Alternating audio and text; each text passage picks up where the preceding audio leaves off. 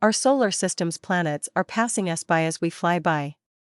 Mars, Jupiter, Saturn, Uranus, and Neptune are all objects we pass. Then, after traveling into dark space past the end of our planet, we arrive at our final destination. The Oort cloud is visible. It's a fictitious area of space that contains enormous asteroids and ice blocks. The largest comet in recorded human history is most likely to have originated there. It is currently moving toward the Sun. Totally by chance, Fernand and Nellie Bernstein was uncovered while doing a dark energy survey while our telescopes were directed at far-off space. Their main objective was to find out more about the expansion of the cosmos. The observable universe needed to be mapped out in more depth, according to astronomers. Over 80,000 photos were examined by scientists who discovered a moving entity. It was dangerously close to our planet, Earth. Its astounding 62 miles in length is roughly the width of Lake Michigan. It was a long-tailed comet that was already live. When a comet approaches the Sun, they typically grow a tail. White substances like ice start to evaporate when the star's heat warms the comet's surface.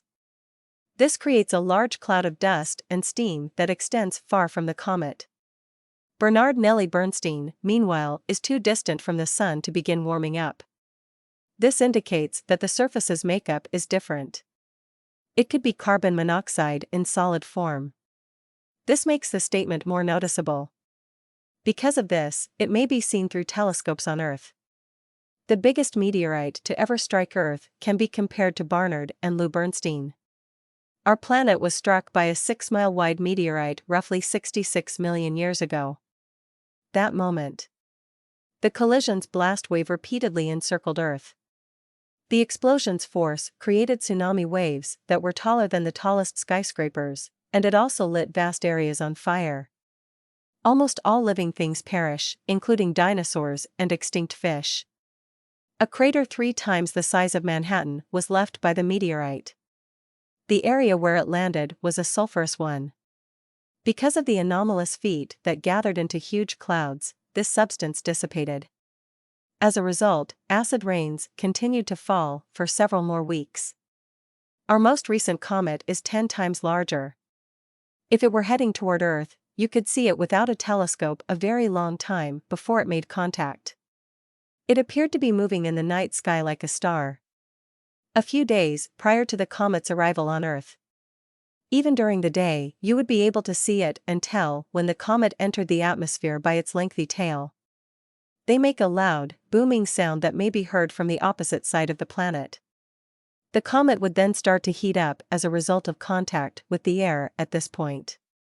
It began to burn. The primary body of the meteorites would shatter into many fragments during the thinking journey.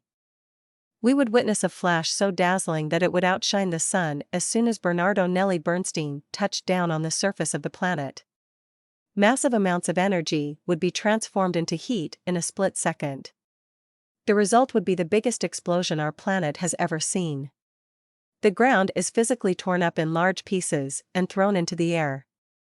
All nearby objects would be destroyed by the blast wave's ensuing fireball.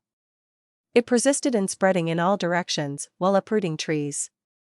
It eventually reached snow-capped mountains, setting off massive avalanches that buried numerous settlements. The blast wave would circle the globe, breaking windows and destroying structures on every continent. The strongest earthquake in recorded history would shatter the ground and leave behind extensive fractures, and tsunami waves so large they would cover entire coastal communities. After the collision, a massive black cloud would totally block the sun's rays, billions of tons of dust and ash would rise into the air, and Earth would become entirely dark. The air's debris would all begin melting. They return to the surface as liquid lava and cause further harm by falling. For several more months, the sun would be obscured by the ash and dust in the air. The Earth's temperature would fall by many degrees during this time. People and all other living things on the world are unlikely to survive this disaster, even if they are huddling in underground shelters and bunkers. Thankfully, Bernard and Nellie Bernstein won't come close to Earth. Right now. About 20 astronomical units separate the comet from the Sun. The distance between the Earth and the Sun is 20 times that. It implies that the comet will soon cross Uranus' orbit in 2031. The distance from our star, which is just beyond Saturn's orbit, will be 11 astronomical units.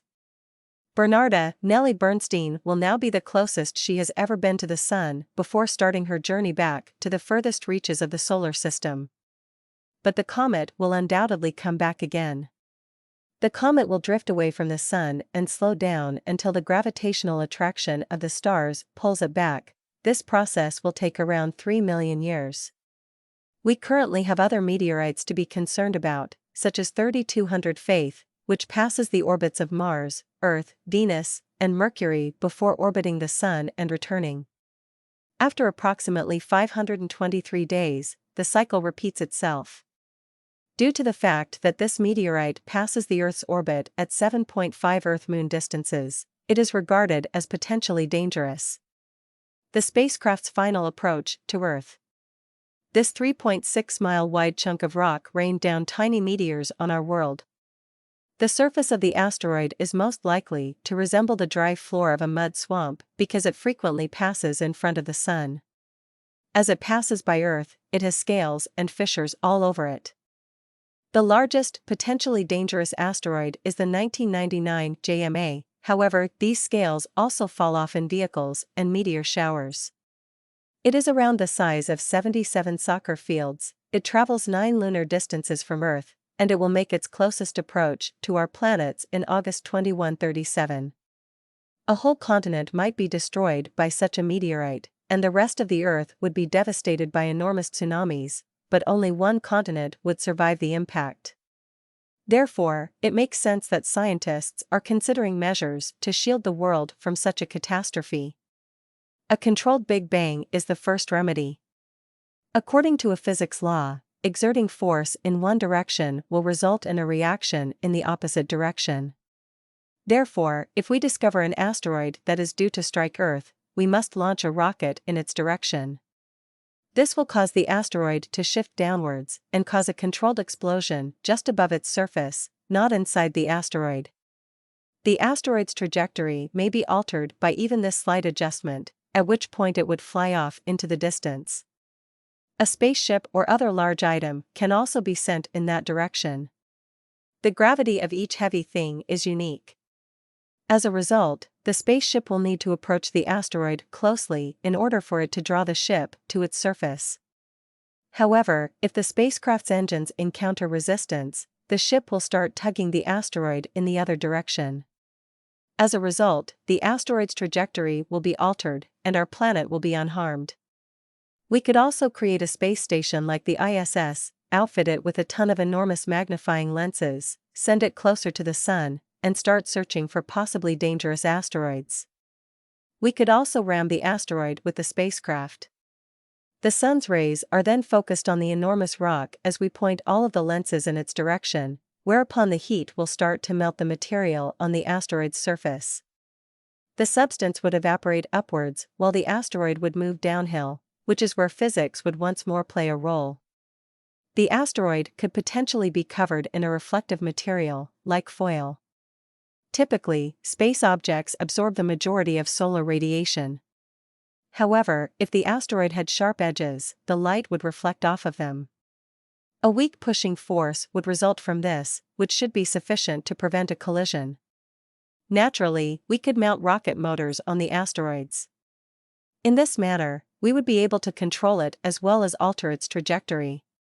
However, that would rely on the asteroid's size and the quantity of engines. Then we could push it into other, larger asteroids with this enormous rock.